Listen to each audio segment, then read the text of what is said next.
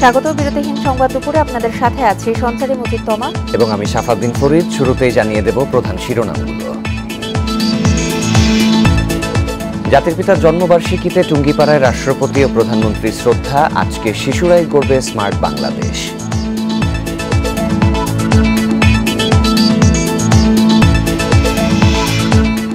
দেশজুড়ে উদযাপন হচ্ছে জাতির পিতার জন্মদিন ও জাতীয় শিশু দিবস।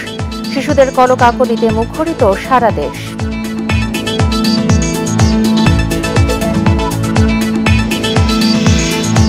বাংলাদেশ ভারত ফ্রেন্ডশিপ পাইপলাইনের উদ্বোধন কাল ভার্চুয়ালি যোগ দেবেন দুই দেশের প্রধানমন্ত্রী।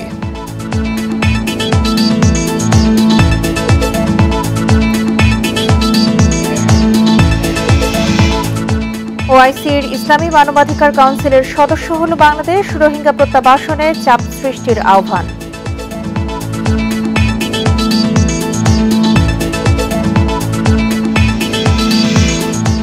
এবং সুপ্রিম কোর্ট বারের নির্বাচনে আওয়ামী লীগ সমর্থিত প্যানেলের জয়। সভাপতি মমতাজ ও সম্পাদক নূর পুনর্নির্বাচিত।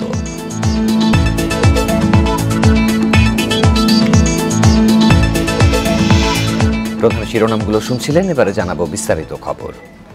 জাতির পিতার ১০৩তম জন্মবার্ষিকীতে টুঙ্গিপাড়ায় সমাধি সৌধে শ্রদ্ধা জানিয়েছেন রাষ্ট্রপতি ও প্রধানমন্ত্রী।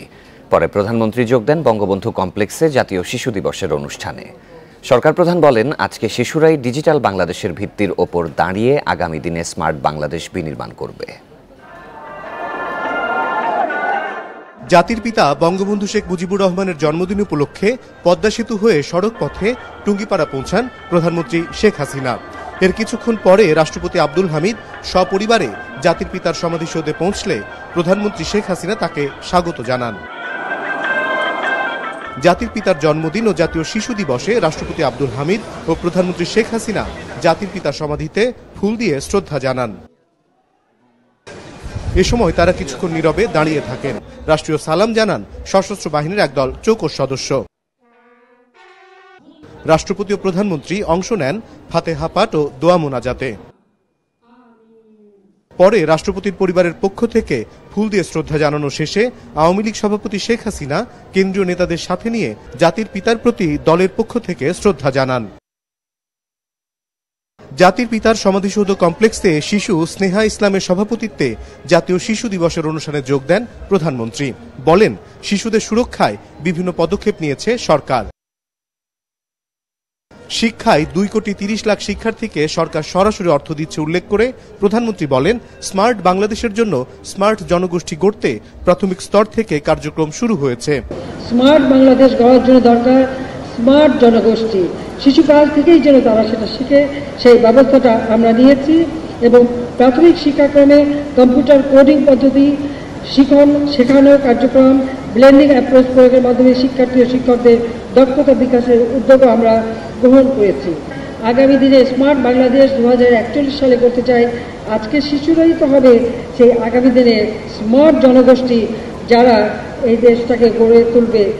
বঙ্গবন্ধুর আদর্শ মানবিক গুণাবলী নিয়ে শিশুদের যোগ্য নাগরিক হিসেবে গড়ে উঠতে আহ্বান জানান প্রধানমন্ত্রী শেখ হাসিনা। অন্ধকে অন্ধ বলিও না, আর পঙ্গুকে পঙ্গু বলিও না, এটা তো ছোটবেলার শিক্ষা। কাজেই তাদের প্রতি সহানুভূতিশীল তবে আমরা কিন্তু প্রতিবন্ধীদের ভাতা দেই, প্রতিবন্ধী শিক্ষার্থীদের জন্য আলাদাভাবে আমরা বৃত্তিও দিয়ে থাকি। কাজেই সকলেই এই সমাজে, সকলেই সংসারে। জাতির পিতা বঙ্গবন্ধু শিশুদের ভালোবাসতেন, শিশুদের জন্যই তার অত্যন্ত দরদ ছিল।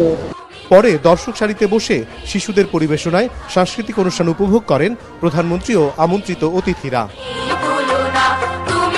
অনিমেষ কর, ইন্ডিপেন্ডেন্ট নিউজ, টুঙ্গিপাড়া, গোপালগঞ্জ। এর আগে জাতির পিতার জন্মবার্ষিকীতে ধানমন্ডিতে বঙ্গবন্ধুর প্রতিকৃতিতে শ্রদ্ধা নিবেদন করেন প্রধানমন্ত্রী শেখ হাসিনা। শ্রদ্ধা জানিয়েছেন আওয়ামী লীগ সহ বিভিন্ন রাজনৈতিক, সামাজিক ও সাংস্কৃতিক সংগঠনের নেতারা। এ সময় সাম্প্রদায়িক অপশক্তিকে প্রতিহত করার অঙ্গীকার ব্যক্ত করেন তারা।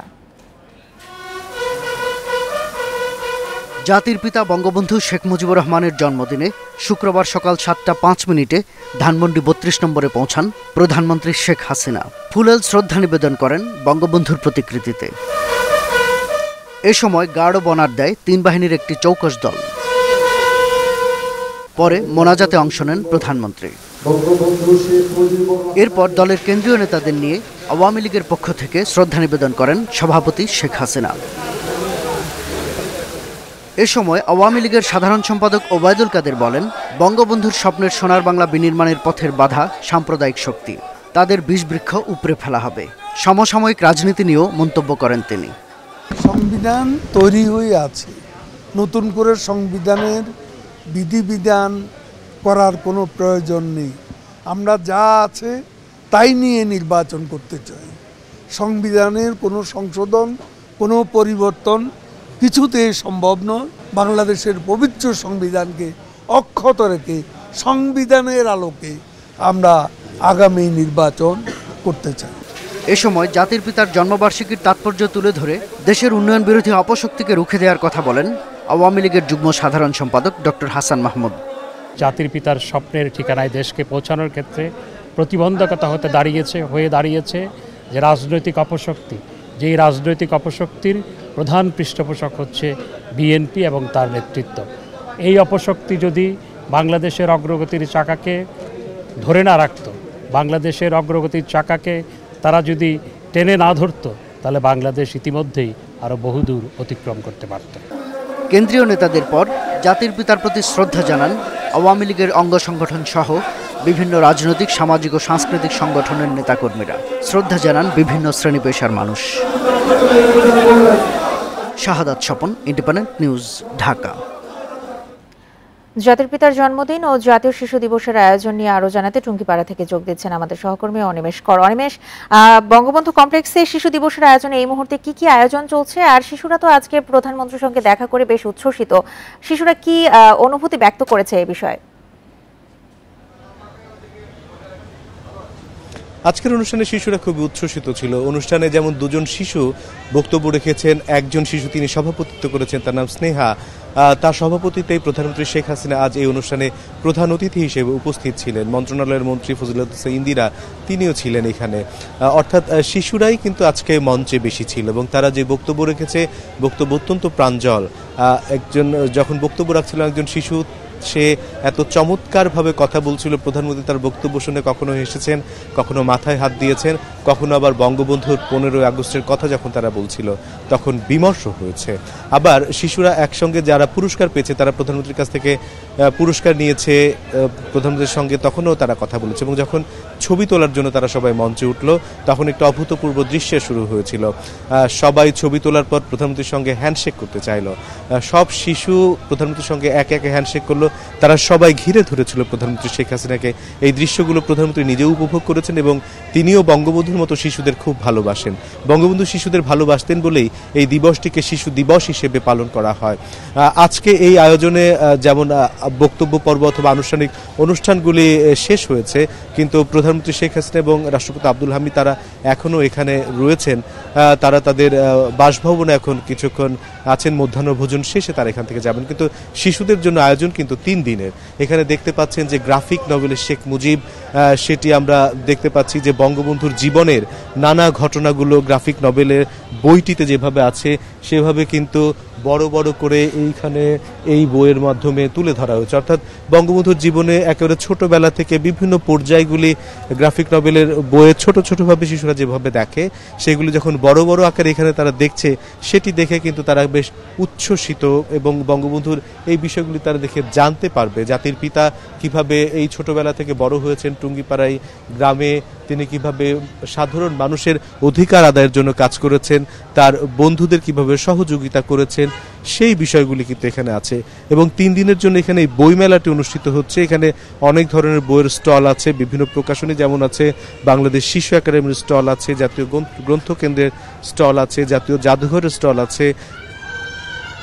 এই সব বিষয়গুলি থেকে কিন্তু তারা জানতে পারছে বাংলাদেশ ইতিহাস, ঐতিহ্য সম্পর্কে যেমন জানতে পারছে, এখানে শিশুদের উপযোগী নানা ধরনের বই আছে, সেই বইগুলো তারা দেখতে পাচ্ছে। এই কমপ্লেক্সের পাশেই কিন্তু শিশুদের জন্য একটি শেখ রাসেল শিশু পার্ক তৈরি করা হয়েছে অত্যন্ত আধুনিকভাবে, এবং সেখানে এসেও কিন্তু শিশুরা তাদের মতো করে আনন্দ আয়োজনে সামিল হতে পারছে। আর এখানে যারা পুরস্কার পেয়েছে, যারা বিভিন্ন কবিতা, গান বা আবৃত্তিতে করেছে, তাদের চোখে মুখে এক ধরনের উচ্ছ্বাস দেখেছি। প্রধানমন্ত্রী শেখ হাসিনা যখন বক্তব্য দিয়েছিলেন তার বক্তব্য জুড়েই ছিল এই শিশুদের জন্য তিনি একটি সুন্দর, স্মার্ট, সমৃদ্ধ বাংলাদেশ বিনির্মাণ করতে চান। সে লক্ষ্য নিয়ে তিনি কাজ করছেন এবং কাজ করে যাচ্ছেন। তিনি বলছিলেন যে তার বাবা এই বাংলাদেশকে স্বাধীন করে দিয়েছেন এবং এই বাংলাদেশকে এখন সমৃদ্ধ করার লক্ষ্যে তিনি কাজ করছেন। তিনি ডিজিটাল বাংলাদেশ গড়ে দিয়েছেন। এই ডিজিটাল বাংলাদেশের উপর দাঁড়িয়ে এই শিশুরা স্মার্ট বাংলাদেশ গড়ে তুলবে এবং সেজন্য প্রাথমিক পর্যায় থেকেই নানা ধরনের অবকাঠামো তৈরি করেছেন। সেই কথাগুলি আজকে বারবার এখানে উচ্চারিত হয়েছে প্রধানমন্ত্রী শেখ হাসিনার কণ্ঠে এবং ছোট্ট শিশুরা তারাও বলছিল তাদের অভিজ্ঞতা, তারা কি করছেন, এখন কি দেখছেন সেই কথাগুলি। আর আমরা এই আয়োজনে রাষ্ট্রপতি আব্দুল হামিদ তিনি কিন্তু এখানে সকালেই এসেছেন। সকাল 10:30টায় তিনি যখন আসেন তাকে স্বাগত জানান প্রধানমন্ত্রী শেখ হাসিনা এবং তারা যেমন রাষ্ট্রীয় প্রোটোকল মেনে রাষ্ট্রপতি এবং প্রধানমন্ত্রী শ্রদ্ধা নিবেদন করেছেন জাতির পিতার জন্মদিনে জাতির পিতার প্রতি, রাষ্ট্রপতির পরিবারের পক্ষ থেকেও কিন্তু শ্রদ্ধা জানানো হয়েছে। রাষ্ট্রপতির সহধর্মিণী, রাষ্ট্রপতির ছেলে, রাষ্ট্রপতির পুত্রবধূ তারাও কিন্তু এসেছেন এবং তারাও শ্রদ্ধা জানিয়েছেন। এরপর আওয়ামী লীগের পক্ষ থেকে আওয়ামী লীগের শীর্ষ নেতাদের নিয়ে প্রধানমন্ত্রী শেখ হাসিনা, আওয়ামী লীগ সভাপতি, তিনি আবারও শ্রদ্ধা জানিয়েছেন এবং আওয়ামী লীগের কেন্দ্রীয় নেতারাও এখানে আছেন, এখনও তারা আছেন এবং তারা ছিলেন সমস্ত আয়োজন জুড়ে। এবং টুঙ্গিপাড়ার স্থানীয় নেতাকর্মী, স্থানীয় নাগরিক, সুশীল সমাজের প্রতিনিধি তারাও এখানে ছিলেন। প্রধানমন্ত্রী যখন আসেন তখন তাদের উচ্ছ্বাস, তাদের স্লোগানের মধ্য দিয়েই বোঝা গেছে। তারা তাদেরকে করতালি, হর্ষবর্ধন এবং স্লোগানের মধ্য দিয়ে স্বাগত জানিয়েছেন এবং প্রধানমন্ত্রীর আগমনের আগে থেকেই তারা এখানে এসে উপস্থিত হয়েছেন। প্রধানমন্ত্রী এসেছেন তো 10:30টায়, কিন্তু তারা সকাল থেকে, আমরা এখানে এসেছি 8টায়, তখন থেকে দেখেছি যে তারা এখানে এসে সারিবদ্ধভাবে দাঁড়িয়ে আছেন। এবং এই টুঙ্গিপাড়ায় যখন প্রধানমন্ত্রী শেখ হাসিনা আসেন তাদের উচ্ছ্বাস আমরা সবসময় দেখি। একই সঙ্গে বিভিন্ন ধরনের তরুণ তৈরি হয়েছে বঙ্গবন্ধুর জন্মদিনকে ঘিরে। এবং আজকে সবচেয়ে গুরুত্বপূর্ণ বিষয় যেটা আমার মনে হয়েছে যে প্রধানমন্ত্রী শেখ হাসিনা তিনি নানা সময় জাতির পিতার যে অনুষ্ঠানগুলি, অনেক সময় 15ই আগস্টের শোকাবহ ঘটনা স্মরণ করে বিমর্ষ থাকেন, কিন্তু আজকে তাকে আমরা বেশ উৎফুল্ল দেখেছি। শিশুদের সঙ্গে তিনি অনেক আনন্দ করেছেন এবং তিনি যখন শ্রদ্ধা নিবেদন করছেন জাতির পিতার প্রতি, রাষ্ট্রপতির পরিবারের সদস্যদেরকে যখন শ্রদ্ধা নিবেদন করছিলেন তাদের সঙ্গেও তিনি অনেক হাস্যোজ্জ্বল অবস্থায় কথা বলেছেন এবং দেখেছি তাদের আতিথেয়তার জন্য তিনি অপেক্ষা করছেন। এখন তারা মধ্যাহ্নভোজে অংশ নিচ্ছেন এবং কিছুক্ষণ পর তারা মধ্যাহ্নভোজন শেষে আবার ঢাকায় গণভবন এবং বঙ্গভবনে ফিরে যাবেন। টুঙ্গিপাড়া থেকে জাতির পিতার জন্মদিন এবং শিশু দিবসের সবশেষ আয়োজন নিয়ে জানাচ্ছিলেন আমাদের সহকর্মী অনিমেষ কর। এদিকে বর্ণাঢ্য আয়োজনে সারা দেশে উদযাপন হচ্ছে জাতির পিতার জন্মদিন ও জাতীয় শিশু দিবস। এই উপলক্ষে পুষ্পস্তবক অর্পণ, আলোচনা সভা সহ নানা আয়োজন করা হয়। এ সময় বঙ্গবন্ধুর স্বপ্নের সোনার বাংলা গড়ে তোলার প্রত্যয় ব্যক্ত করা হয়। হাজার বছরের শ্রেষ্ঠ বাঙালি বঙ্গবন্ধু শেখ মুজিবুর রহমানের জন্মদিন উপলক্ষে দেশজুড়ে নানা আয়োজন। চট্টগ্রাম নগরীর জেলা শিল্পকলা একাডেমি চত্বরে বঙ্গবন্ধুর প্রতিকৃতিতে শ্রদ্ধা জানানোর মধ্য দিয়ে শুরু হয় দিবসের কর্মসূচি। নতুন প্রজন্মকে বঙ্গবন্ধুর আদর্শ ধারণ করে এগিয়ে যাওয়ার প্রত্যয় ব্যক্ত করা হয়। আগামী দিনের পথটা যেন ভালো হয় সেই জন্য আমরা বঙ্গবন্ধুকে অনুসরণ করে চলবো। আমরা নিজেদেরকে অনেক ভাগ্যবান মনে করতেছি। বঙ্গবন্ধু আমাদের জন্য অনেক কিছু করে গিয়েছেন। প্রত্যাশা হচ্ছে জাতির জনকের যে স্বপ্ন ছিল এই দেশের একটি, আমাদের এই দেশের স্বাধীনতা সংগ্রাম, মুক্তির সংগ্রাম, এই মুক্তি মানে হচ্ছে একটি উন্নত এবং সমৃদ্ধ বাংলাদেশ বিনির্মাণ করা। বর্ণাঢ্য আয়োজনে সিলেটে জাতির পিতার জন্মদিন ও জাতীয় শিশু দিবসে আয়োজন করা হয় মেলা ও আলোচনা সভার। কেক কাটা ছাড়াও শিশু কিশোরদের নিয়ে হয় চিত্রাঙ্কন প্রতিযোগিতা। জাতির জনক বঙ্গবন্ধু শেখ মুজিবুর রহমানের আত্মার শান্তি কামনা করি এবং যুগ যুগ ধরে বাংলাদেশের জনগণের কাছে বঙ্গবন্ধুর নাম চির অম্লান থাকবে, সেটাই আজকের দিনের প্রত্যাশা। এটি শপথ নেয়ার দিন, বাঙালি চেতনাকে শানিত করার দিন। বঙ্গবন্ধুকে প্রতিদিন জানতে হয়, প্রতিদিন বুঝতে হয়। দিনটি উপলক্ষে খুলনায় বের করা হয় র্যালি। জেলা প্রশাসকের কার্যালয়ে জাতির পিতাকে স্মরণ করেন সর্বস্তরের মানুষ। জাতির জনকের যে স্বপ্ন এবং তার আদর্শকে সৎ এবং দেশপ্রেমিক হিসেবে আমাদের সেটা বাস্তবায়নই আজকে আমাদের লক্ষ্য। রাজশাহী, বগুড়া, বরিশালেও বঙ্গবন্ধুর প্রতিকৃতিতে শ্রদ্ধা জানানো হয়। জাতীয় শিশু দিবস উপলক্ষে অনুষ্ঠিত হয় আলোচনা সভা ও সাংস্কৃতিক অনুষ্ঠান। সাধারণ মানুষ এবং নতুন প্রজন্ম যাতে জেনে তারা বঙ্গবন্ধুকে আদর্শিক নেতা মেনে বাংলাদেশ বিনির্মাণে যেন তারা স্বাক্ষর রাখতে পারে। এছাড়াও সব ধর্মীয় প্রতিষ্ঠানে বিশেষ প্রার্থনা, হাসপাতাল, কারাগার ও এতিমখানায় উন্নত মানের খাবার পরিবেশন সহ নানা কর্মসূচি পালন করা হয়। সোহেলি জাহান, ইন্ডিপেন্ডেন্ট নিউজ। 103 বছর আগের এই দিনে গোপালগঞ্জের টুঙ্গিপাড়ায় শেখ মুজিবুর রহমানের জন্ম। গ্রামের শেখ খোকা রাজনীতির বন্ধুর পথ পেরিয়ে হয়ে ওঠেন স্বাধীনতার মহানায়ক। স্কুল জীবন থেকেই তার মধ্যে নেতৃত্বের বিকাশ দেখা যায়। কলকাতার কলেজ জীবনে বরেণ্য রাজনীতিকদের সান্নিধ্যে হয়ে ওঠেন দক্ষ সংগঠক। বাঙালির মুক্তির পথ খুঁজতে খুঁজতেই নিজস্ব ভূখণ্ড স্বাধীন দেশ গড়ার স্বপ্ন দেখেন বঙ্গবন্ধু। তার মতো বলিষ্ঠ নেতা শুধু বাংলাদেশ নয়, বিশ্বের ইতিহাসেই বিরল। 1920 সালের 17 মার্চ মঙ্গলবার রাত 8টায় ফরিদপুরের গোপালগঞ্জ মহকুমার টুঙ্গিপাড়ায় জন্ম শেখ মুজিবুর রহমানের। শেখ লুৎফর রহমান ও সায়রা খাতুনের বড় সন্তান তিনি। পাড়াগাঁয়ের 8-10টা শিশুর মতোই বেড়ে ওঠা শেখ মুজিবের। তবে ছোটবেলাতেই ফুটে ওঠে নেতৃত্বের ছাপ। স্কুল জীবনে সান্নিধ্য পান হোসেন শহীদ সোহরাওয়ার্দী ও শেরে বাংলা একে ফজলুল হকের। কোনো দুষ্ট লোক, দুষ্ট চরিত্র লোকের সঙ্গে সে মেশে নাই। তিনি সব সময় সৎ লোকেরা সব সময় এসে নেতা এই সব কাজে সে এটা নেতৃত্ব করবে, এই তার আকাঙ্ক্ষা ছিল। আমার বংশে তিন পুরুষের মধ্যে এরকম ভালো, এরকম নির্ভীক ছেলে আসেননি। সৎসাহসী, স্বাধীনতা প্রিয়। 1941 সালে ম্যাট্রিক পাশ করার পর কলকাতার ইসলামিয়া কলেজে ভর্তি হন শেখ মুজিব। থাকতেন ঐতিহ্যবাহী বেকার হোস্টেলে। পরে কলেজের ভিপিও হন তিনি। 1942 সালে পরিবার জীবনে শুরু হলেও বিয়ে বছর 10 আগে। বিয়ের সময় শেখ মুজিবের বয়স ছিল 12 কি 13, স্ত্রী রেনুর 3। She was my cousin, you know. Your cousin? Yes, cousin sister. When you married? We are in the same family. When you my father and her father was the cousin brothers. Islamia college থেকে 1947 সালে BA পাশ করেন শেখ মুজিব। দেশে ফিরে সে বছরের সেপ্টেম্বরে ঢাকা বিশ্ববিদ্যালয়ের আইনি বিভাগে ভর্তি হন। 1948 সালের 4 জানুয়ারি শেখ মুজিবের উদ্যোগে গঠন হয় পূর্ব পাকিস্তান মুসলিম লীগ। 1949 সালের 23 জুন আওয়ামী মুসলিম লীগ প্রতিষ্ঠা হলে সংগঠনের অন্যতম উদ্যোক্তা শেখ মুজিব হন যুগ্ম সাধারণ সম্পাদক। রাজনীতির মাঠে পাকিস্তান সরকারের দমন পীড়নের বিরুদ্ধে সোচ্চার ছিলেন মুজিব। দিনের পর দিন, বছরের পর বছর বাঙালির অধিকার আদায়ে কারাবন্দী থেকেছেন। মুক্তি সংগ্রামে নেতৃত্ব দিয়ে তিনি বাঙালিকে দিয়েছেন স্বাধীন দেশের ঠিকানা, লাল সবুজ পতাকা। ঘটা করে কখনো জন্মদিন উদযাপন করেননি বঙ্গবন্ধু। কারাবন্দী না থাকলে দিনটি কাটাতেন পরিবারের সঙ্গেই। অনিমেষ কর, ইন্ডিপেন্ডেন্ট নিউজ, ঢাকা।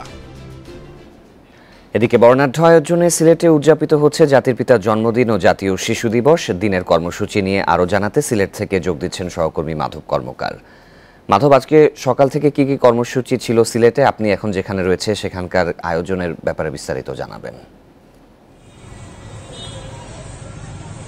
জাতির পিতার জন্মদিন, একই সাথে জাতীয় শিশু দিবস, তাই যেন সিলেট মহানগরী সেজেছে বর্ণাঢ্য সাজে। আমরা দেখতে পেয়েছি সিলেট মহানগরী পুরোটা জুড়ে কিন্তু রঙিন ফেস্টুন দিয়ে সাজানো হয়েছে। একই সাথে কিন্তু বিভিন্ন ভবনে আলোকসজ্জা করা হয়েছে, বিভিন্ন জায়গায় ব্যানার ফেস্টুনের মাধ্যমেই কিন্তু জাতির পিতার প্রতি শ্রদ্ধা নিবেদন করেছেন। সকালবেলা যে বিষয়বস্তু বলবো সেটি হচ্ছে জেলা প্রশাসনের কার্যালয়ে বঙ্গবন্ধুর যে মুরালটি রয়েছে সেখানে পুষ্পস্তবক অর্পণ করেছে বিভিন্ন শ্রেণী পেশার মানুষ। ছিল সরকারি, বেসরকারি, সামাজিক, সাংস্কৃতিক, রাজনৈতিক সংগঠনের নেতা কর্মী থেকে শুরু করে শিশু কিশোররাও। এর পাশাপাশি সিলেট মহানগরীতে যত জায়গায় বঙ্গবন্ধুর মুরাল রয়েছে প্রত্যেকটি জায়গাতেই কিন্তু জাতির পিতার সেই মুরালগুলোতে শ্রদ্ধা নিবেদন করেছেন সর্বস্তরের মানুষ।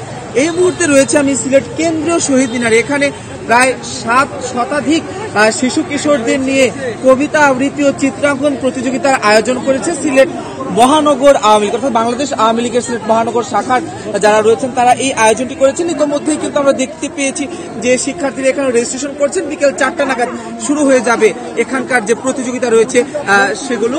এবং এছাড়াও সিলেটের বিভিন্ন সংগঠন কিন্তু বর্ণাঢ্যভাবে আয়োজন করেছে। বিভিন্ন শিক্ষা প্রতিষ্ঠানে আমরা দেখতে পেয়েছি কেক কাটা হয়েছে, জাতির পিতার জীবন পরিপাঠ করা হয়েছে এবং একই সাথে যে বিষয়গুলো বলবো সেটি হচ্ছে সরকারি যে শিশু সদনগুলো রয়েছে সেখানে তাদের জন্য বিভিন্ন আয়োজনমালা রয়েছে। আমরা এটিও দেখতে পেয়েছি যে হাসপাতাল রয়েছে, হাসপাতালে যে শিশু বিভাগ রয়েছে সেই শিশু বিভাগে বেলুন দিয়ে বিভিন্ন রঙিনভাবে সাজানো হয়েছে, তাদেরকে বিশেষ খাবারও দেওয়া হচ্ছে। মোট কথা বলতে গেলে সিলেট মহানগরী বর্ণাঢ্য আয়োজনের মাধ্যমে এই আয়োজন উদযাপন করছেন জাতির পিতা বঙ্গবন্ধু শেখ মুজিবুর রহমানের জন্মদিন এবং একই সাথে জাতীয় শিশু দিবস। জাতির পিতার জন্মদিন এবং জাতীয় শিশু দিবস উদযাপনের খবর সিলেট থেকে জানাচ্ছিলেন সহকর্মী মাধব কর্মকার। জাতির পিতা বঙ্গবন্ধু শেখ মুজিবুর রহমানের জন্মদিনে মেট্রো রেলে ভ্রমণের সুযোগ পেল সুবিধা বঞ্চিত শিশুরা। ছাদখোলা বাসে রাজধানীর বিভিন্ন দর্শনীয় স্থানে ঘোরানো হয় তাদের। এমন সুযোগ পেয়ে উচ্ছ্বসিত শিশুরা। কেউ মেতেছে হই হুল্লোড়ে, কেউ বা জানালা দিয়ে অপলক দৃষ্টিতে দেখছে বাইরের দৃশ্য। এই যেন চেনা রাজধানীকে ভিন্ন রূপে দেখা। মেট্রো রেলে চলার এমন সুযোগ পেয়ে উচ্ছ্বসিত সুবিধা বঞ্চিত শিশুরা। জাতির পিতা বঙ্গবন্ধু শেখ মুজিবুর রহমানের জন্মদিন ও জাতীয় শিশু দিবস উপলক্ষে ৬০ জন সুবিধা বঞ্চিত শিশুকে নিয়ে বিভিন্ন কর্মসূচি পালন করে সড়ক পরিবহন ও মহাসড়ক বিভাগ। প্রথমে মেট্রো রেলে উত্তরায় নেওয়া হয় তাদের, সেখানে কাটা হয় কেক, এরপর আবার নেওয়া হয় আগারগাঁয়ে। আমরা একসাথে সবাই একসাথে আসছি, ঢোল বাজানো হয়েছে, অনেক মজা করা হয়েছে। আজকে বঙ্গবন্ধু শেখ মুজিবুর রহমানের আজকে শুভ বার্থডে, জন্মদিন, সেই উপলক্ষে আমরা এদিকে এসেছি, খুব ভালো লাগছে। বাঁধ ভাঙা আনন্দ ছিল শিশুদের চোখে মুখে। মেট্রো রেলে উঠবো, আনন্দ করবো, গেট করবো, অনেক মজা করবো। আজকে খুবই আনন্দ লাগছে যে বঙ্গবন্ধু শেখ মুজিবুর রহমানের জন্মদিন উপলক্ষে আর জাতীয় শিশু দিবস উপলক্ষে মেট্রো রেলে উঠতে পারবো, সত্যি কখনো ভাবতে পারিনি। সুবিধা বঞ্চিত শিশুদের জন্য সামনে আরও উদ্যোগের কথা জানিয়েছেন সড়ক বিভাগের কর্মকর্তারা। পদ্মা সেতুতে আমরা তাদেরকে নিয়ে পরিদর্শন করেছিলাম। এবারে আমাদের আনন্দ আয়োজন এই মেট্রো রেলের অভিজ্ঞতার স্বাদ তাদেরকে দেওয়া, যে কিভাবে বাংলাদেশে প্রথম এই আমাদের যে স্বপ্ন মেট্রো রেল তার কাছে পৌঁছে দেওয়ার জন্য আমাদের এই কর্মসূচি নেওয়া হয়েছে। প্রথমে আমরা নগর পরিবহন, পরবর্তীতে আমরা বাণিজ্য মেলার সাথে আমরা কিন্তু এককভাবে সার্ভিস দিয়েছি। তারপরে আমরা কিন্তু এখন কিন্তু মেট্রো রেলের সাথে কানেক্টিভিটি আমরা সার্ভিস দিয়েছি। বিশেষ করে আমরা যে সাবজুয়ে নারীদের জন্য যে ছাদখোলা গাড়ি তৈরি করা হয়েছিল সেই গাড়িটি আমরা পূর্ণ ব্যবহারের দিকে আমরা এগোচ্ছি। মেট্রো রেলে চলানোর পর বিআরটিসি ছাদখোলা বাসে জাতীয় সংসদ ভবন, শহীদ বুদ্ধিজীবী স্মৃতিসৌধ, বঙ্গবন্ধু স্মৃতি জাদুঘর, সোহরাওয়ার্দী উদ্যানের স্বাধীনতা চত্বর এবং কেন্দ্রীয় শহীদ মিনার ঘুরিয়ে দেখানো হয় সুবিধা বঞ্চিত এসব শিশুদের। Khaled Raihan, independent News, Dhaka. দেখছেন বিরতিহীন সংবাদ দুপুর। সংবাদের অন্যান্য খবরের সাথে আরও যা থাকছে। নিম্নবিত্তের নাগালের বাইরে চলে যাচ্ছে ব্রয়লার মুরগি, প্রতি কেজি বিক্রি হচ্ছে 207 টাকায়। সরকারি অভিযানেও মিলছে না সুফল।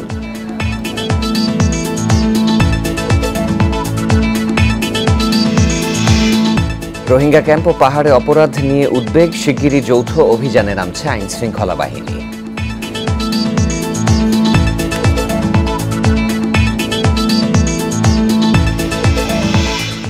ইন্ডিয়া বাংলাদেশ ফ্রেন্ডশিপ পাইপলাইন উদ্বোধন হচ্ছে কাল। ভিডিও কনফারেন্সে উদ্বোধন করবেন বাংলাদেশের প্রধানমন্ত্রী শেখ হাসিনা ও ভারতের প্রধানমন্ত্রী নরেন্দ্র মোদী। এই পাইপলাইনের মাধ্যমে ভারত থেকে ডিজেল আসবে দিনাজপুরের পার্বতীপুরে। ভারত থেকে আসা তেল সংরক্ষণের জন্য প্রস্তুত দিনাজপুরের পার্বতীপুরের ডিপো। বাংলাদেশ অংশের 126 এবং ভারত অংশের 5 কিলোমিটার পাইপলাইনের কাজও শেষ। পানি ফ্লাশিংয়ের মাধ্যমে চেক করা হয়েছে পাইপলাইন, এখন উদ্বোধনের অপেক্ষা। উদ্বোধনের পর ভারতের শিলিগুড়ির নুমালীগড় তেল ডিপো থেকে পাইপলাইনের মাধ্যমে তেল আসবে পার্বতীপুরের ডিপোতে। এই তেল সরবরাহ করা হবে উত্তরাঞ্চলের 16 জেলায়। পাইপলাইনের মাধ্যমে তেল পরিবহনে একদিকে যেমন খরচ কমবে, তেমনি নিশ্চিত হবে নিরবিচ্ছিন্ন সরবরাহ।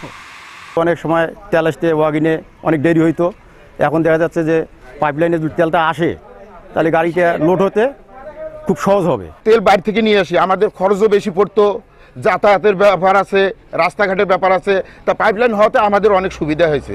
মাননীয় প্রধানমন্ত্রী জননেত্রী শেখ হাসিনা ঢাকার থেকেই আমাদের এই শুভ উদ্বোধন ঘোষণা করবেন। এটা আমি পার্বতীপুরবাসী আমরা গর্বিত, আনন্দিত। পার্বতীপুরের ডিপোতে 30,000 মেট্রিক টন ক্ষমতা সম্পন্ন 8টি ট্যাঙ্ক নির্মাণ করা হয়েছে। এর মাধ্যমে বছরে প্রায় 10 লাখ মেট্রিক টন তেল আমদানি ও সরবরাহ করা যাবে।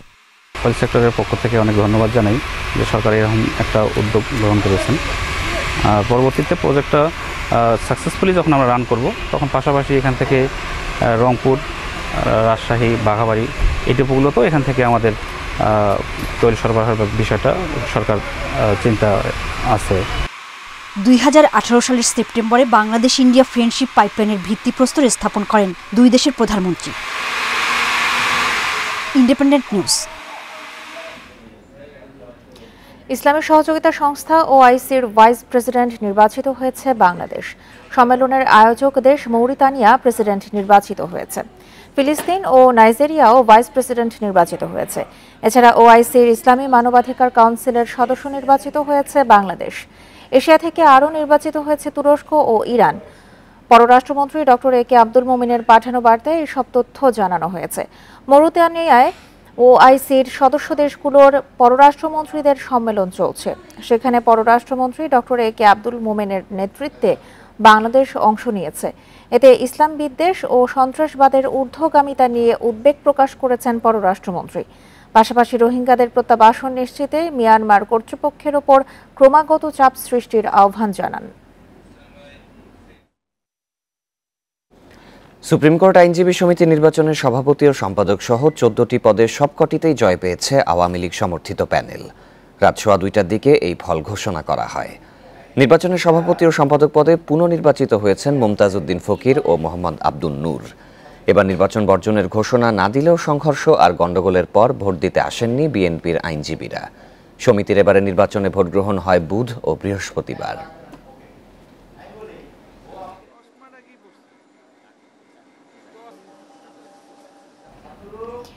বিএনপি রাজপথের মারামারি সুপ্রিম কোর্টে নিয়ে গেছে বলে মন্তব্য করেছেন তথ্যমন্ত্রী ডক্টর হাসান মাহমুদ। দুপুরে রাজধানীর কাকরাইলে তথ্য ভবনে বঙ্গবন্ধুর জন্মদিনের আলোচনা সভায় তিনি এই মন্তব্য করেন। তথ্যমন্ত্রী বলেন, সুপ্রিম কোর্ট আইনজীবী সমিতির নির্বাচনে ব্যালট পেপার ছিনতাই করেছে বিএনপি।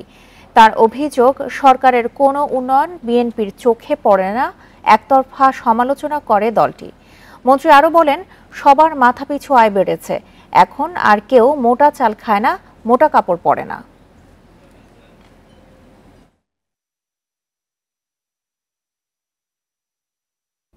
বিএনপি রাজপথে যে মারামারি করতো সেটা এখন সুপ্রিম কোর্টে নিয়ে গেছে।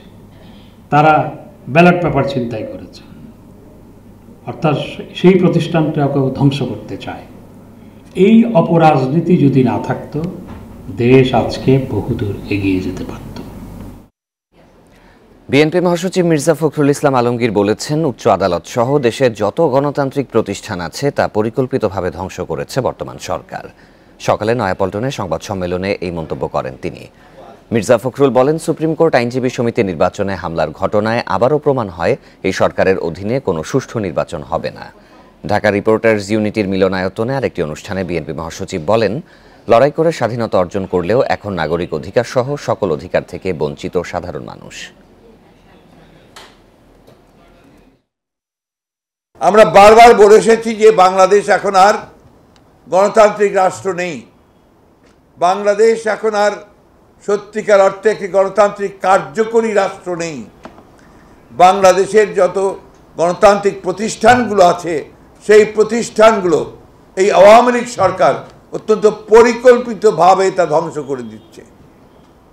তার সর্বোচ্চ ন্যাক্কারজনক জঘন্যতম উদাহরণ আমরা গতকাল দেখলাম, গত পরশু দেখলাম। অপারেশন সামগ্রী, ব্লাড ব্যাগ, বিভিন্ন ধরনের রিএজেন্ট সহ জরুরি চিকিৎসা সামগ্রীর দাম বেড়েছে। সংশ্লিষ্টরা জানিয়েছেন, 1.5 থেকে 2 গুণ বাড়তি দামে এসব পণ্য কিনতে হচ্ছে তাদের। এলসি জটিলতায় আনা যাচ্ছে না অনেক পণ্যই। এই অবস্থায় হাসপাতাল ও ক্লিনিকগুলো চিকিৎসা খরচ বাড়িয়ে নিলেও সবচেয়ে সমস্যায় দাতব্য প্রতিষ্ঠানগুলো। গ্রিন রোডের বাংলাদেশ থ্যালাসেমিয়া সমিতি ও হাসপাতালের প্রতিদিনকার চিত্র এটি। সারা দেশ থেকে অন্তত 30 জন থ্যালাসেমিয়া রোগী আসেন নিরাপদ রক্ত পরিসঞ্চালনের জন্য। রক্তের উপাদান আলাদা করতে প্রয়োজন হয় কয়েক রকমের ব্যাগ ও নানা ধরনের রিএজেন্টের, কিন্তু পণ্যের দাম বাড়ায় বেকায়দায় পড়েছে অনুদানে পরিচালিত এ প্রতিষ্ঠানটি। ট্রিপল ব্যাগের সংকটের কারণে রক্তের রেড সেল, প্লাটিলেট ও প্লাজমা আলাদা না করেই পরিসঞ্চালন হচ্ছে। ট্রিপল ব্যাগ যেগুলো কোয়ালিটি ব্যাগ যেগুলো আমরা 245-250 টাকায় কিনতাম, সেগুলো প্রায় 400 টাকা হয়ে গেছে। এটা একটা মারাত্মক রকম আশঙ্কা আমাদের জন্য দেখা দিয়েছে, কারণ বিষয়টা হচ্ছে যে আমরা তো এই রোগীদের কাছ থেকে বেশি সার্ভিস চার্জ দিতেও পারবো না। ব্যবসায়ীরা বলছেন আমদানি নির্ভর প্রায় সব পণ্যের দাম বেড়েছে 20 থেকে 25 ভাগ।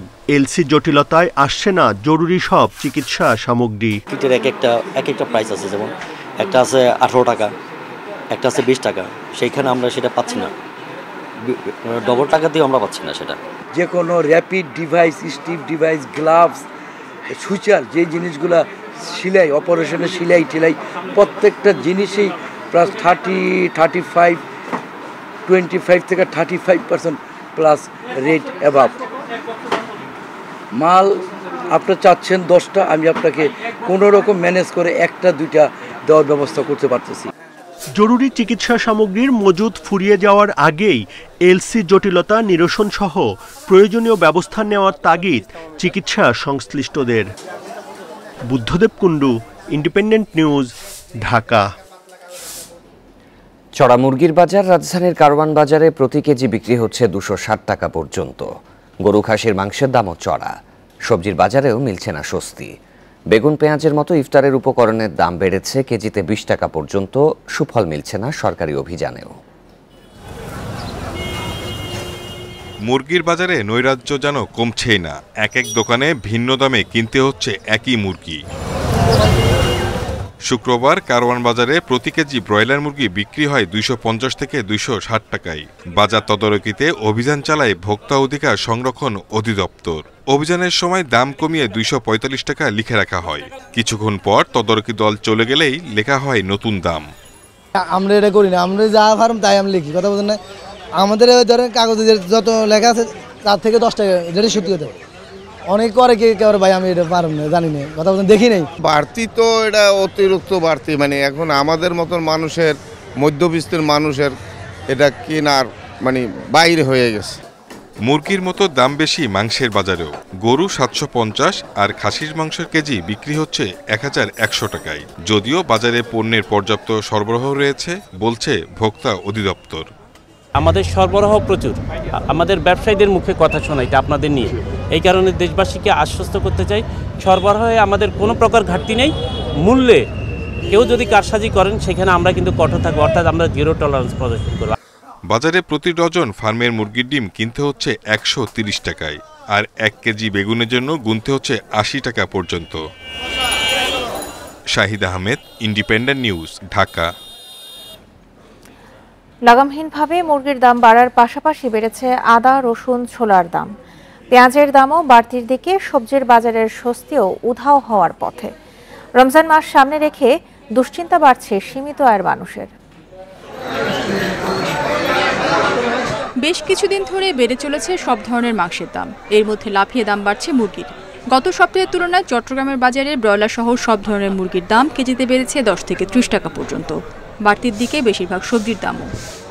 ঢাকা থেকে এখানের দাম অনেক বেশি, প্রত্যেকটা জিনিসের দাম বেশি। সিলেটে গত সপ্তাহের তুলনায় পেঁয়াজ কেজিতে 7 টাকা বেড়ে বিক্রি হচ্ছে 35 থেকে 37 টাকায়। আদা কেজিতে বেড়েছে 50 টাকা। রসুনের দামও কেজিতে বেড়েছে 20 টাকা। ভেন্ডি আইছে, পটল আইছে, ভেন্ডি বিকে 80 টাকা, পটল 80 টাকা। গত সপ্তাহে আসছিল পেঁয়াজ ওইটা 28 টাকা, এখন হয়েছে গিয়া 60 টাকা বাড়ছে 35 টাকা। আর রসুন আগে আসছিল 100 টাকা, ওইটা এসে গিয়ে 140 টাকা। এখানে 100 টাকা কেজিতে 150 টাকা, 50 টাকা কেজিতে বেড়ে গেলে মন প্রতি বেড়ে যেত আপনার 1000-2000 টাকা।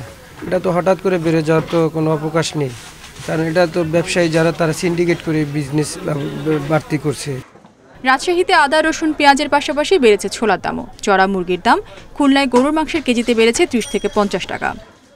পেঁয়াজে 8-9 টাকা, 7 টাকা এরকম বাড়তি প্রতি কেজি। আর রসুনে কিছু কমেছে 10 টাকা। আদাতে কেজিতে 30-40 টাকা কেজি প্রতি বেড়ে গেছে। গত সপ্তাহে আমরা ছোলা বিক্রি করেছি 84 টাকা, 86 টাকা আপনার প্রকারভেদে। আজকে বেশি 88 টাকা। লক্ষ্মীপুরে মুরগি ও ডিমের বাড়তি দামের পাশাপাশি বেড়েছে প্রায় সব ধরনের চালের দামও। আসন্ন রমজানে পণ্যের দাম নিয়ন্ত্রণে বাজার তদারকির দাবি ক্রেতাদের। রেশমি নন্দী, ইন্ডিপেন্ডেন্ট নিউজ। কক্সবাজারের রোহিঙ্গা ক্যাম্পে নিয়ন্ত্রণে আসছে না অপরাধ। গত 5.5 বছরে হত্যাকাণ্ড হয়েছে 1.5 শতাধিক।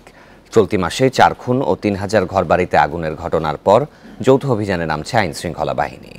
র্যাব মহাপরিচালক জানিয়েছেন, পাহাড় ও রোহিঙ্গা ক্যাম্পের পরিস্থিতি শান্ত রাখতে শিগগিরই শুরু হবে অভিযান।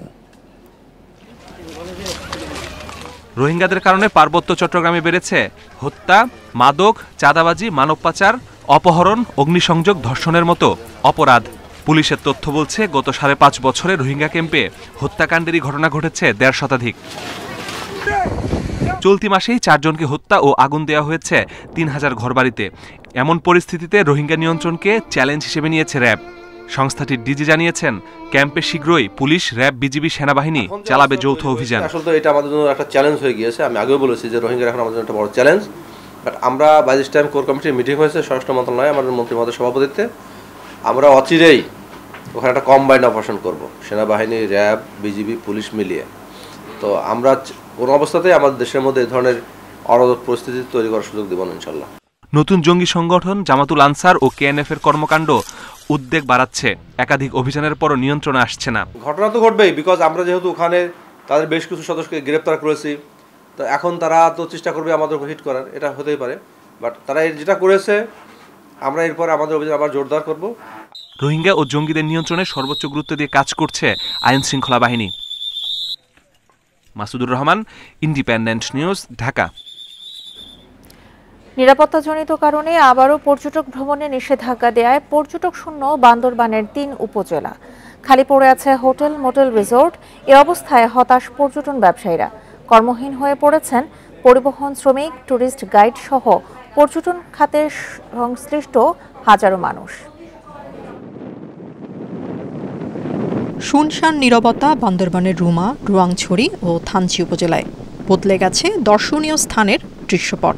পর্যটক শূন্য বগালেক, নাফাখুম, কেওকারাডং, তাজিংডং সহ বিভিন্ন দর্শনীয় স্থান। সন্ত্রাস নির্মূল অভিযানের কারণে আন্তঃবাহিনী জনসংযোগ পরিদপ্তর 3 উপজেলায় পর্যটক ভ্রমণে নিষেধাজ্ঞা দেয়। এতে বিপাকে পড়েছেন পর্যটন সংশ্লিষ্ট ব্যবসায়ীরা। অলস সময় কাটানোর পাশাপাশি এই খাতে ধসের শঙ্কা তাদের। যৌথ অভিযানের কারণে সবসময় আমাদের টুরিস্টগুলো বন্ধ থাকতেছে, যার কারণে আমরা খুবই ক্ষতিগ্রস্ত। আমরা এই ব্যবসার সাথে গাইড এবং ব্যবসায়ী অনেকে জড়িত, তো অনেক ক্ষতি হচ্ছে। একদিকে যে আর্থিকভাবে আমরা ক্ষতিগ্রস্তের সম্মুখীন হয়েছি, আর হচ্ছে মানসিকভাবে। তাড়াতাড়ি সমাধান হোক, আমাদের আর্থিক আয় সচল হোক। পর্যটকদের নিরাপত্তার বিষয়টি বিবেচনা করে এই নিষেধাজ্ঞা বলে জানিয়েছেন পুলিশ সুপার। অভিযান শেষ না হওয়া পর্যন্ত এই বিধিনিষেধ বহাল থাকবে। নিষেধাজ্ঞা দেওয়া হয়েছে ভ্রমণে, স্থানীয় এবং যারা পর্যটক আছে তাদের। এটি হচ্ছে বিশেষ অভিযান পরিচালনার জন্য। এটা কিন্তু বিভিন্ন সময় হয়ে থাকে। আমরা কিন্তু সবাই নিরাপত্তায় আমরা কিন্তু কাজ করে যাচ্ছি। গত 12 মার্চ রোয়াংছড়িতে সেনাবাহিনীর টহল দলের ওপর কুকিচিন ন্যাশনাল আর্মির হামলায় নিহত হন সেনাবাহিনীর master warrant officer Nazim Uddin. আহত 2 সেনা সদস্য চিকিৎসাধীন। Independent news. দেখছেন বিরতিহীন সংবাদ দুপুর। এছাড়া সংবাদে অন্যান্য খবরের সাথে আরও যা থাকছে। দীর্ঘদিনের বিরোধ ভুলে একসঙ্গে কাজ করার ঘোষণা দিল জাপান, দক্ষিণ কোরিয়া। যুক্তরাষ্ট্রের সাধুবাদ।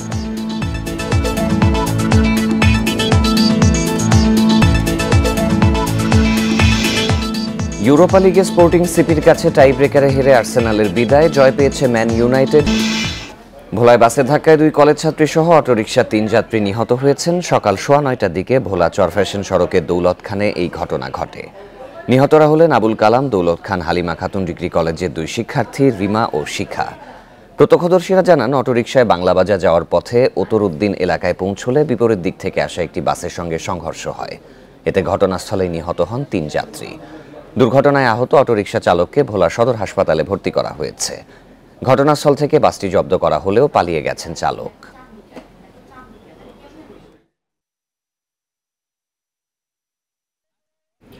মাত্র আধা কিলোমিটার সড়কের জন্য চরম ভোগান্তিতে শনিরাখড়া যাত্রাবাড়ির সড়ক ব্যবহারকারীরা। নিয়মিতই ঘটছে দুর্ঘটনা। প্রায় হচ্ছে তীব্র যানজট আর ধূলিধূসর তো আছেই। নাগরিকদের এমন অভিযোগের প্রেক্ষিতে দক্ষিণ ঢাকার মেয়র বলছেন, দ্রুতই সংস্কার করা হবে এই রাস্তা। রাজধানীর মেয়র হানিফ ফ্লাইওভারের পাশ দিয়ে শনিরাকড়া যাত্রাবাড়ি সড়ক এটি। খানাখন্দে ভরা এই রাস্তার দৈর্ঘ্য প্রায় আধা কিলোমিটার। গত 3 বছরেও সংস্কার হয়নি সড়কটির। খানাখন্দের ভোগান্তির পাশাপাশি রয়েছে অতিরিক্ত ধুলা দূষণ। এই সড়ক ব্যবহারকারীদের অভিযোগ, খানাখন্দের কারণে প্রায় ঘটে দুর্ঘটনা, আর তীব্র যানজট তো আছেই। যেমন রাস্তা ভাঙে দিয়ে কিছুদিন পর একটা করে দুর্ঘটনা ঘটে।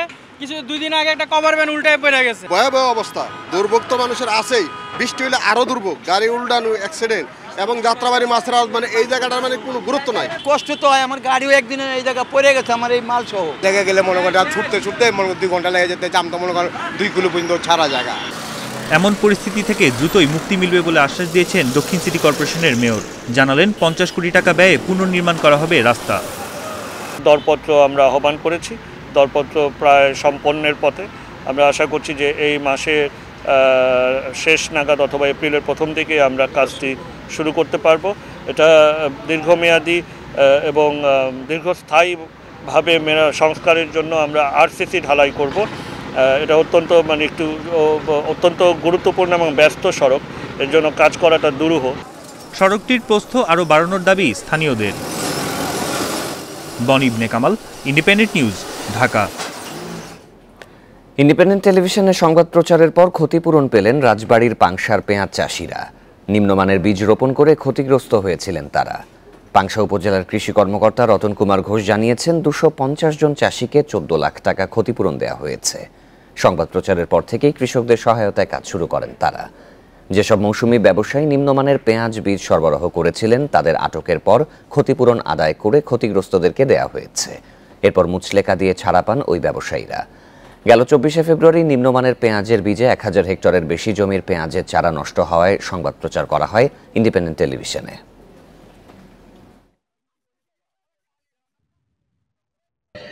পাংশা উপজেলা সহ বিভিন্ন উপজেলায় যে ক্ষয়ক্ষতির একটা অবস্থা আমরা দেখতে পেয়েছিলাম, তার পরিপ্রেক্ষিতে যে সমস্ত কৃষকরা ক্ষতিগ্রস্ত হয়েছিল, এর ভিতরে আমরা নিজেরা চেষ্টা করে বিভিন্ন জায়গা থেকে প্রায় 14 লক্ষ টাকা কৃষকদেরকে ক্ষতিপূরণ হিসেবে ব্যবসায়ীদের কাছ থেকে ফেরত দিতে সক্ষম হয়েছে। শনিবার আদালতে হাজির হতে পারেন পাকিস্তানের সাবেক প্রধানমন্ত্রী ইমরান খান। বৃহস্পতিবার ইমরানের আইনজীবীরা আদালতে মুচলেকা দিয়ে এই তথ্য জানান। একই দিন তোষাখানা মামলায় ইমরান খানের গ্রেপ্তারি পরোয়ানা বাতিল চেয়ে করা আবেদন নাকচ করে দেন ইসলামাবাদের অতিরিক্ত জেলা ও দায়রা আদালতের বিচারক। আদালতের এমন অনড় অবস্থানের পর নিজের অবস্থান থেকে সরে এসেছেন ইমরান। বৃহস্পতিবার তিনি জানান, দেশ ও গণতন্ত্রের স্বার্থে যে কোনো পক্ষের সঙ্গে আলোচনায় আপত্তি নেই তার। তবে লুটপাট চালিয়ে যারা পাকিস্তানের ক্ষতি করছে তাদের সাথে কোনো আলোচনায় বসবেন না বলে সাফ জানিয়েছেন ইমরান। তোষাখানা মামলায় আদালতে হাজিরা না দেয়ায় সোমবার আবারও ইমরানের বিরুদ্ধে গ্রেপ্তারি পরোয়ানা জারি করা হয়। মঙ্গলবার তাকে গ্রেপ্তারে লাহোরের বাসভবনে যায় ইসলামাবাদ পুলিশের বিশেষ বাহিনী। সে সময় পিটিআই নেতাকর্মীদের সঙ্গে পুলিশের সংঘর্ষের রণক্ষেত্রে পরিণত হয় জামান পার্ক এলাকা।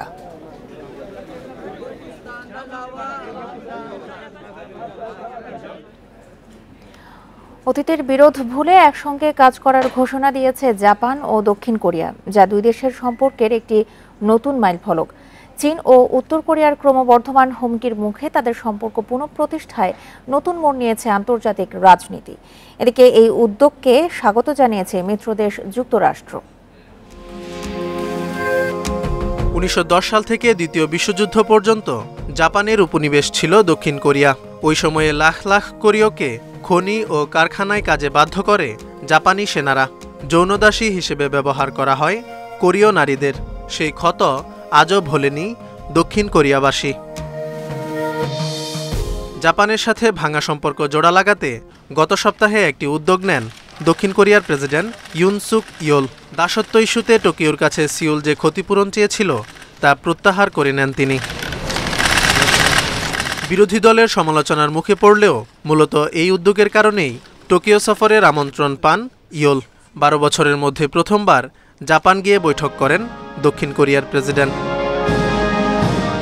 জাপান ও দক্ষিণ কোরিয়ার বৈঠকের আগে এক সপ্তাহে 4টি ক্ষেপণাস্ত্রের পরীক্ষা চালিয়ে কোরীয় উপদ্বীপে ফের উত্তেজনা বাড়ায় উত্তর কোরিয়া। সেই উত্তেজনার মধ্যেই দুই দেশের বৈঠক প্রমাণ করে যে অতীতের বিরোধের চেয়ে প্রাধান্য পাচ্ছে আঞ্চলিক নিরাপত্তা ইস্যু। বৈঠকে নিয়মিত সফর এবং বাণিজ্য নিয়ে দীর্ঘদিনের বিরোধ নিষ্পত্তির বিষয়ে রাজি হয় দুই দেশ। ক্ষুদ্র যন্ত্রাংশ রপ্তানির উপর থেকে নিষেধাজ্ঞা তুলে নেয় জাপান। টোকিওর বিরুদ্ধে বিশ্ব বাণিজ্য সংস্থায় করা অভিযোগ প্রত্যাহার করে সিওল। জাপানের সাথে দক্ষিণ কোরিয়ার প্রেসিডেন্টের চুক্তিকে একটি যুগান্তকারী নতুন অধ্যায় আখ্যা দিয়েছেন মার্কিন প্রেসিডেন্ট জো বাইডেন। প্রেসিডেন্ট ইয়োলকে হোয়াইট হাউসে সফরের আমন্ত্রণ জানিয়েছেন তিনি। Jobayer Hussain, Independent News. যুক্তরাষ্ট্রে এবার দেউলিয়া হওয়া থেকে বাঁচাতে একটি ব্যাংকে $৩,000 কোটি জমার ঘোষণা দিয়েছে দেশটির বৃহত্তম ব্যাংকগুলো। দেশটিতে 2008 সালের পর ব্যাংকিং খাতে দ্বিতীয় বৃহত্তম পতন ঘটেছে। বৃহস্পতিবার ফার্স্ট রিপাবলিক ব্যাংকে এই আমানত দেওয়ার ঘোষণা দেয় 11টি মার্কিন বেসরকারি ব্যাংক। এই উদ্যোগকে স্বাগত জানিয়েছে মার্কিন অর্থ বিভাগ, ফেডারেল রিজার্ভ ও ফেডারেল ডিপোজিট ইন্স্যুরেন্স কর্পোরেশন। গত সপ্তাহে যুক্তরাষ্ট্রের 16তম বৃহত্তম ঋণদাতা সিলিকন ভ্যালি ব্যাংক দেউলিয়া হওয়ায় দেশটির ব্যাংক খাতে সমস্যা দেখা দেয়। 2 দিনের ব্যবধানে দেউলিয়া হয় নিউ ইয়র্ক ভিত্তিক সিগনেচার ব্যাংকও।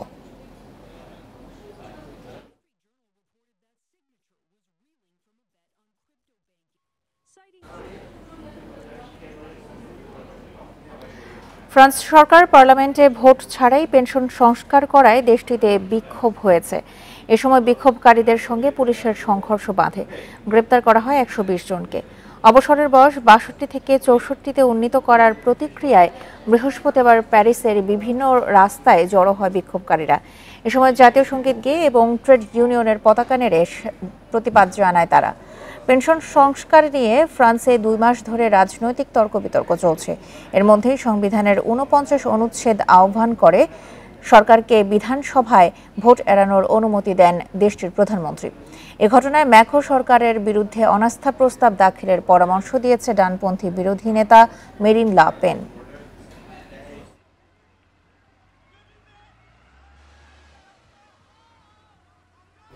ইংল্যান্ডের বিপক্ষে যেভাবে শেষ করেছে টাইগাররা, সেই ধারাবাহিকতায় আয়ারল্যান্ডে সিরিজ শুরু করতে চান হেড কোচ চান্দিকা হাথুরু সিংহে। সিরিজের প্রথম ওয়ানডে কাল সিলেট ইন্টারন্যাশনাল ক্রিকেট স্টেডিয়ামে ম্যাচ শুরু হবে দুপুর 2টায়। সিলেটে সকাল 10টা থেকে অনুশীলন শুরু করে বাংলাদেশ। দুবাই থেকে ফিরেই দলীয় অনুশীলনে যোগ দেন সাকিব আল হাসান।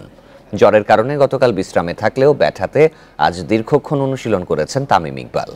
অধিনায়কের শরীর খারাপের বিষয়ে দুশ্চিন্তার কথা সংবাদ সম্মেলনে জানান হাথুরু। যদিও ম্যাচে তাকে পাওয়ার ব্যাপারে আশাবাদী হেড কোচ। সিরিজ জয়ের লক্ষ্য ঠিক রেখে দল নিয়ে পরীক্ষা নিরীক্ষা চালাতে চান লঙ্কান গুরু।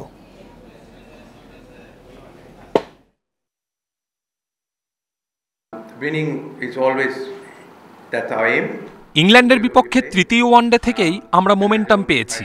সবার কাছে একটাই প্রত্যাশা, পারফর্ম করা। পরীক্ষা নিরীক্ষাও করতে হবে। মাহমুদুল্লাহ বাদ না, ওর ব্যাকআপ খোঁজা হচ্ছে।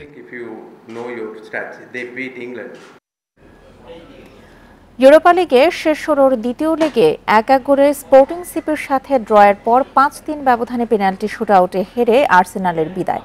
এদিকে রিয়াল বেটিসকে 1-0 গোলে হারিয়ে শেষ 8-এ ম্যানচেস্টার ইউনাইটেড আর ফ্রাইবুর্গের বিপক্ষে 2-0 গোলে জয় পেয়েছে ইউভেন্টাস। ইংলিশ প্রিমিয়ার লিগে উঠতে থাকা আর্সেনালকে মাটিতে নামালো স্পোর্টিং সিপি। ইউরোপা লিগের শেষ 16-র প্রথম লেগে 2-2 গোলের ড্রয়ের পর নিজেদের মাঠে জয়ের আশায় পর্তুগিজ দলটির বিপক্ষে মাঠে নামে গানাররা। শুরু থেকেই চড়া হয়ে খেলতে থাকে স্বাগতিকরা। ফল পেতেও খুব একটা অপেক্ষা করতে হয়নি। জাকার গোলে এগিয়ে যায় ইংলিশ দল। সফল হলে বিদায় নিশ্চিত হয় ইংলিশ ক্লাবটির। ইউরোপা লিগের মাধ্যমে চলতি মৌসুমে 3টি প্রতিযোগিতা থেকে ছিটকে গেল আর্সেনাল। এর আগে এফএ কাপ আর লিগ কাপ থেকে বাদ পড়েছিল দলটি। এটা আমাদের জন্য বড় একটা ধাক্কা। 120 মিনিট চেষ্টা চালিয়েও ব্যর্থ হলাম। আর পেনাল্টি শুটআউট হচ্ছে লটারির মতো। ভাগ্য শেষ পর্যন্ত ওদের পক্ষে ছিল। তাদের অভিনন্দন জানাই। এদিকে প্রথম লেগে বড় ব্যবধানে জয়ের পর দ্বিতীয় লেগেও আধিপত্য ছিল ম্যান ইউনাইটেডের। এবার ব্যবধান বড় না হলেও জয় নিয়ে মাঠ ছাড়ে টেন হাগের শিষ্যরা। রাশফোর্ডের একমাত্র গোলে বেতিসকে হারায় তারা। 2 লেগ মিলিয়ে 5-1 ব্যবধানে এগিয়ে থেকে শেষ 8-এর টিকিট নিশ্চিত হয় রেড ডেভিলদের। অন্যদিকে 2 লেগ মিলিয়ে 3-0 গোলের জয়ে কোয়ার্টার ফাইনাল নিশ্চিত করেছে ইউভেন্টাস। দ্বিতীয় লেগে 2 গোল আসে দুসান আর ফেদ্রিকোর পা থেকে। Khalif Hasan, Independent News. আর ছিল এখনকার মতো বিরতিহীন সংবাদ দুপুরে। আমাদের সব খবরের আরো বিস্তারিত জানতে চোখ রাখুন ফেসবুক, ইউটিউব এবং টুইটারে। আমন্ত্রণ পরের আয়োজনে।